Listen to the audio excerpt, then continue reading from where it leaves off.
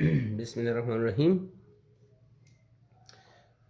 आज के इस वीडियो लेक्चर में आपको खुशामदीद। आज का टॉपिक हम क्या डिस्कस करने जा रहे हैं, तो वो है इम्पोर्टेंस ऑफ प्रोटीन्स को आज इंशाल्लाह हम डिस्कस करेंगे और अच्छा टॉपिक है।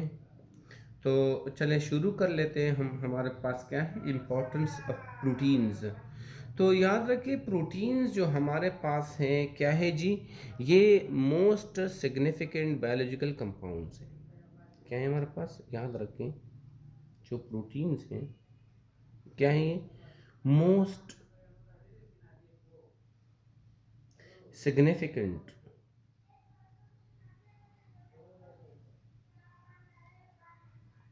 बायोलॉजिकल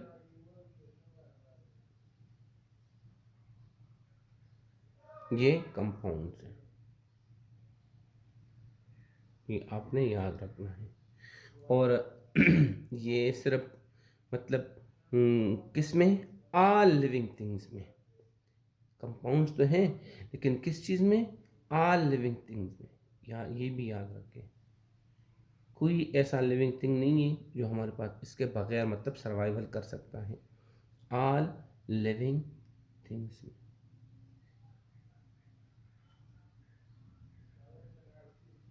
ये याद रखें। सही। अब ऐसा क्यों है, हम क्यों कहते हैं कि द मोस्ट सिग्निफिकेंट, ये देखें मैं यहाँ पर क्यों लिखते हैं कि the most significant, what is the reason behind this. तो याद रखें, हम इसलिए कहते हैं द मोस्ट सिग्निफिकेंट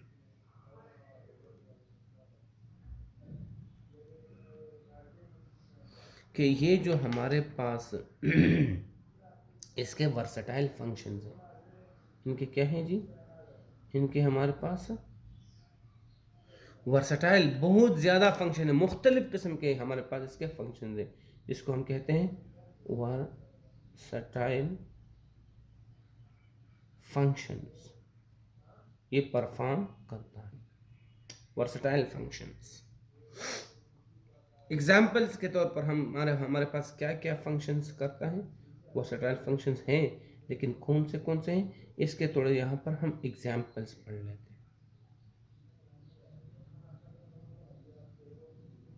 क्या क्या फंक्शन ये सरंजाम देता है। तो सबसे पहले हम किसकी तरफ आते हैं, एंजाइम। प्रोटीन हमारे पास क्या है, एंजाइम्स के तौर पर इस्तेमाल होता है, एज एंजाइम्स।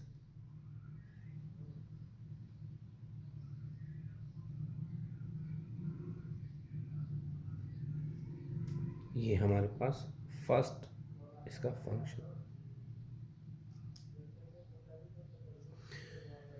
तो याद रखें, हमारे पास मेनी ऑफ प्रोटीन्स हैं। क्या है जी, many of proteins, not all. Many of proteins हमारे पास किसके तौर पर काम करते हैं, वो कैटलिस्ट के तौर पर काम करते हैं, नेचुरल कैटलिस्ट जिसको हम कहते हैं, या बायो कैटलिस्ट जिसको हम कहते हैं। ओके, समझ में बात आई। अब ये जब क्या काम करते हैं, जब एज अ कैटलिस्ट काम करते हैं ना एंजाइम्स, तो इनका काम क्या होता है, इनके काम दो तरह के होते हैं। एक तो ये याद रखें, इसका जो एज अ कैटलिस्ट फंक्शन है वो दो तरह का है। एक इसमें क्या है, बायोलॉजिकल रिएक्शंस को क्या है, मेक पॉसिबल करता है, मेक पॉसिबल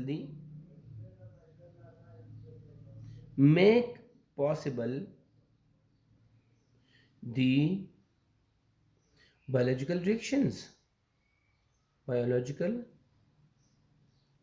रिएक्शंस।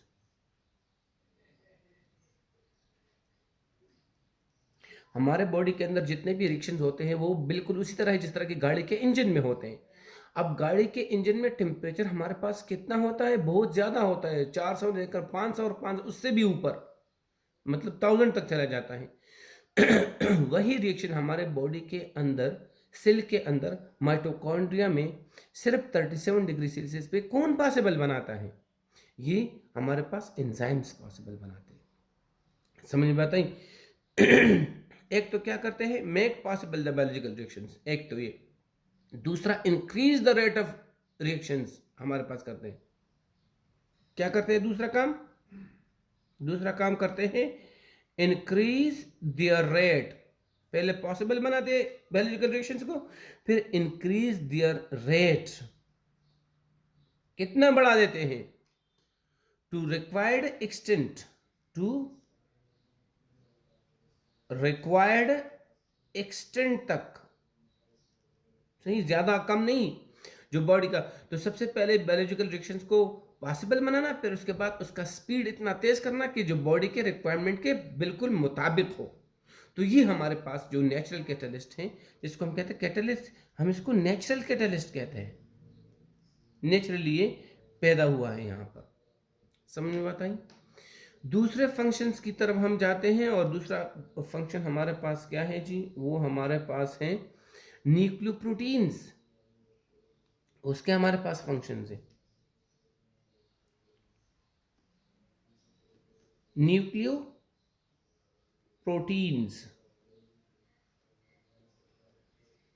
ये हमारे पास इसके प्रोटीन्स के फंक्शन है एज अ न्यूक्लियोप्रोटीन्स।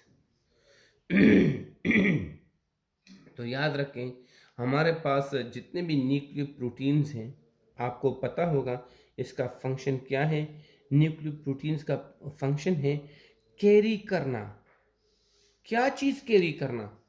कैरी करना जेनेटिक इंफॉर्मेशन। क्या चीज कैरी करना? जेनेटिक इंफॉर्मेशन कैरी करना। समझ में बात आई? जेनेटिक इंफॉर्मेशन को ये कैरी करता है। चले जी, किस तरह कैरी करता है? भाई हम पहले पढ़ चुके हैं कि ये क्या करता है, किस तरह काम करता है। ये काम करता है, मतलब जो पेरेंट्स होते हैं, जो पेरेंट्स होते हैं उनसे कैरेक्टर्स को किस में ट्रांसफर करते हैं? ऑफ स्प्रिंग्स के अंदर। ऑफ स्प्रिंग्स के अंदर मतलब बच्चों के अंदर। ऑफ स्प्रिंग मीन बच्चे, बच्चे के अंदर ये इस तरह करते हैं या ट्रांसफर करते हैं। किस चीज को? कैरेक्टर्स को। किस चीज को? कैरेक्टर्स या ट्रेड्स जिसको हम कहते हैं, उनको कहते हैं। तो इसका तो मतलब ये हुआ कि जो न्यूक्लियोप्रोटीन्स हैं वो basis of inheritance of traits हैं। याद रखें, मैं आपको थोड़ा सा ये क्लियर करवाऊं, किसके तौर पर काम करते हैं ये basis of inheritance of traits, basis of inheritance of traits. Traits तो आप जानते हैं, मतलब कैरेक्टर्स। तो ये कैरेक्टर को विरासत में, मतलब पेरेंट्स से बच्चों में मुंतकिल करने के बेस फराहम करते हैं ये न्यूक्लियोप्रोटीन्स। समझ में बात आई?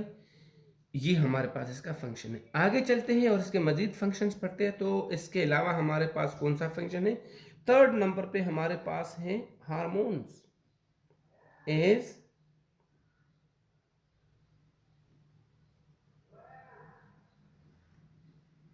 हार्मोन्स, एज हार्मोन हमारे पास इसके क्या है? बहुत सारे फंक्शंस हैं।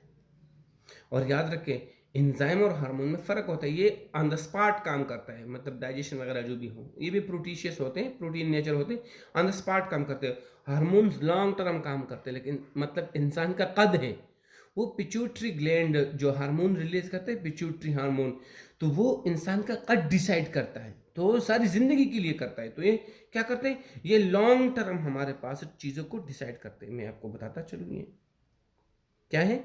लॉन्ग टर्म फंक्शन ये करता है।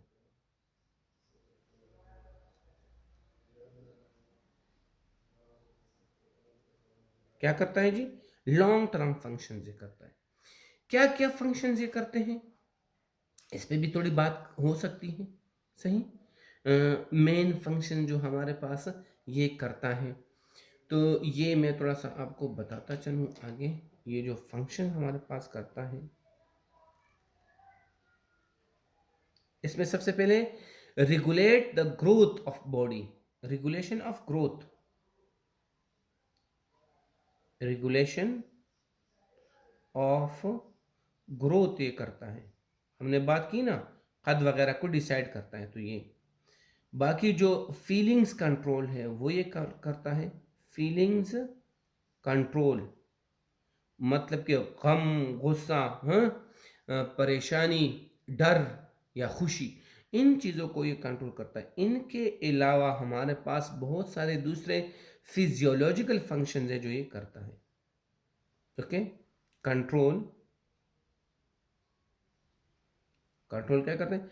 कंट्रोल्स अ नंबर ऑफ, बहुत सारे दूसरे भी, a number of physiological functions जो मतलब एक्शन से ताल्लुक़ रखते हो। Physics, physiology mean physics, function से ताल्लुक़ रखते हो, वर्क से ताल्लुक़ रखते हो, फिजियोलॉजिकल फंक्शंस। और भी हमारे पास बहुत सारे हैं जो ये कंट्रोल करते हैं।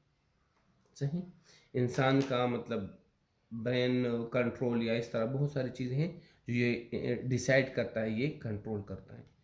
आगे की तरफ चलते हैं और चौथे नंबर पे जाते हैं। हमारे पास क्या है? Carriers of substances is carriers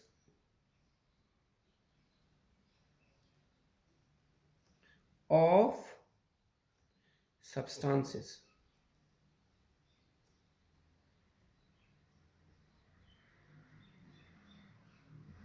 ये सब्सटेंसेस को बॉडी के अंदर एक जगह से दूसरी जगह ले जाने में भी काम करते हैं।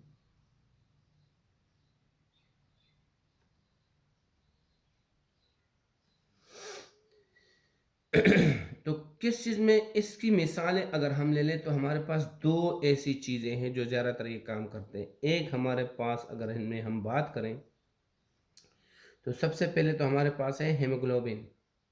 क्या है हमारे पास? हीमोग्लोबिन। ये जो क्या कैरी करता है? जो ऑक्सीजन कर कैरी करता है। क्या चीज़? O2 ब्लड के अंदर, मतलब एक जगह से दूसरी जगह ले जाता है। किसके अंदर? ब्लड के अंदर। ये ब्लड में मौजूद होता है हेमोग्लोबिन, और ये ऑक्सीजन को कैरी करता है from one part of the body to other.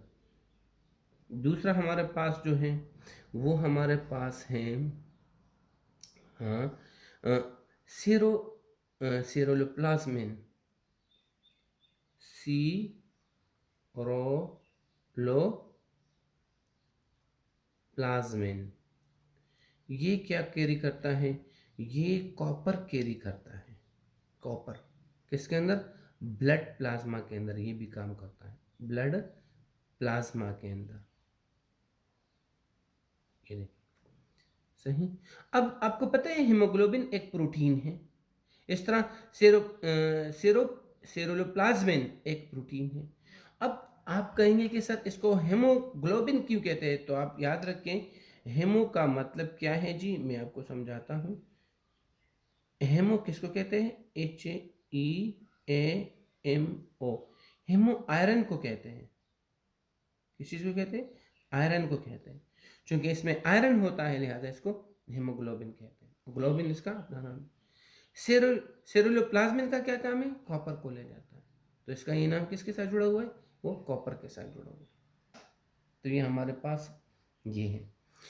इनके अलावा आगे अगर हम जाएं तो पांचवें नंबर पे हमारे पास जो इसके इम्पोर्टेंस आते हैं, जो इसका इम्पोर्टेंस हमारे पास आते हैं, या फंक्शंस भी हम इसको कहते हैं, इम्पोर्टेंस भी कहते हैं, यूजेस भी कह सकते हैं। हम इसको याद रखें, मैं तो ये बताना भूल गया, इसको इम्पोर्टेंस भी कहते हैं और इसको फंक्शंस भी कहते हैं। क्या कहते हैं इसको? फंक्शंस भी कहते हैं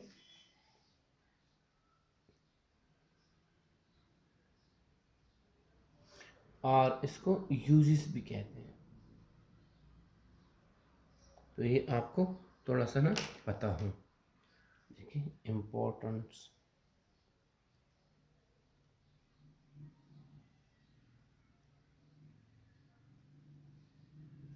ये तीनों इसको मतलब आपके पास आ जाए तो आप ये लिख सकते हैं। चले जी, पांचवे पे जाते हैं। पांचवा हमारे पास है स्ट्रक्चर, स्ट्रक्चर फॉर्मेशन। हमारे पास, या एज स्ट्रक्चर, हमारे पास प्रोटीन काम करते हैं एज स्ट्रक्चर।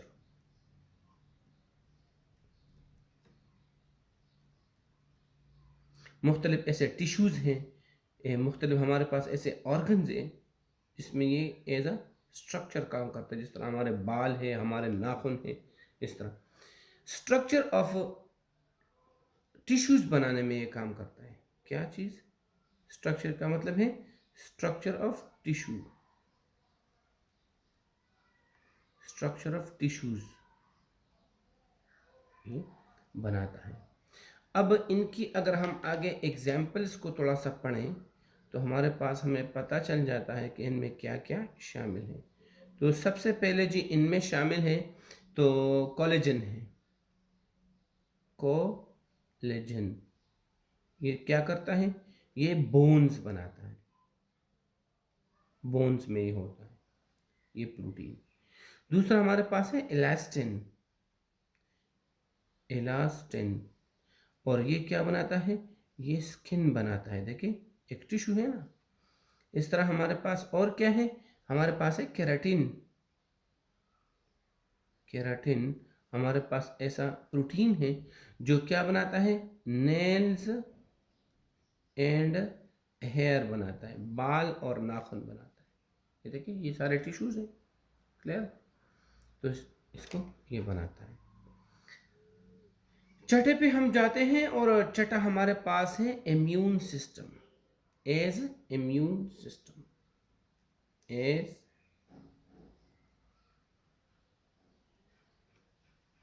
डिफेंस सिस्टम भी इसको हम कहते हैं।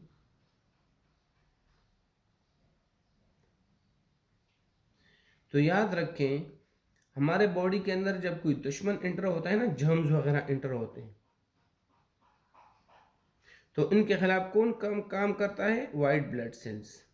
तो वाइट ब्लड सेल्स कौन सी चीज रिलीज करते हैं? वो जो चीज रिलीज करते हैं वो प्रोटीन्स होते हैं और उनको कहते हैं एंटीबॉडीज।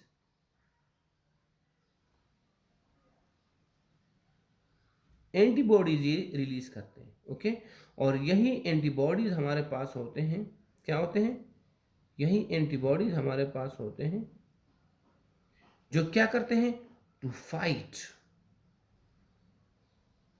Against antigens. ये एंटीजेंस के खिलाफ, दुश्मन के खिलाफ, एंटीजन मतलब दुश्मन, ये दुश्मन के खिलाफ लड़ते हैं। आपको मज़े की बात बताऊं, एंटीबॉडीज़ भी प्रोटीन्स हैं। एंटीबॉडीज़ क्या होते हैं? ये प्रोटीन्स होते हैं। लेकिन जो एंटीजन्स होते हैं वो भी प्रोटीन्स होते हैं, सही? एंटीजेंस क्या होते हैं? ये भी प्रोटीन। तो प्रोटीन प्रोटीन के बीच मुकाबला होता है, क्लियर है? अब इन प्रोटीन को पहचानने के लिए क्या चीज़ें होती है? सेल मेम्ब्रेन के ऊपर ग्लाइकोप्रोटीन्स के सेंसर्स लगे होते हैं और वो जब बाण ये एंटीजन आकर उसके साथ बनाता है तो समझ लेता है कि हमारा दुश्मन है, ये हमारा दोस्त है। तो सेंसस, तो मतलब एंटीबॉडीज भी प्रोटीन्स हैं, एंटीजन भी प्रोटीन है, और एंटीजन को समझने वाला वो भी प्रोटीन्स है, ग्लाइकोप्रोटीन्स है। तो सब कुछ क्या करता है? Maximum most of the jobs जो अंदर इनसाइड द बॉडी होते हैं वो प्रोटीन्स ही करते हैं। जो कम्युनिकेशन लैंग्वेज है बॉडी के अंदर वो सिर्फ और सिर्फ प्रोटीन ही है। तो ये हमारे पास इम्पोर्टेंस फंक्शन या यूज ऑफ प्रोटीन्स के बारे में कुछ था। तो यहाँ इसको ख़त्म करते हैं। Thank you so much.